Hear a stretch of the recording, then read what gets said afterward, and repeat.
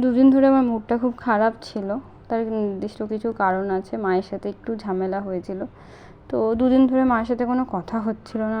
কালকে রাত্রিবেলা হঠাৎ করে দেখি মা বললো, আয় তুই আজকে আমার কাছে শুবি বলে কালকে মার কাছে শুলাম। এবং মা আমাকে খুব দেখলাম অনেক বোঝানোর পর আমার যা রাগ ছিল মায়ের ওপর বা নিজের ওপর, সেই রাগগুলো কমে গেল। তো সকালবেলা উঠে দেখলাম, যেহেতু আমি দুদিন ধরে রাগ করেছিলাম এবং মায়ের সাথে কথা বলছিলাম না, তাই জন্য মা আমার স্পেশাল গরম গরম ফুলকো লুচি এবং সাদা আলুর তরকারি বানালো, যেটা আমার খেতে খুব ভালো লাগে।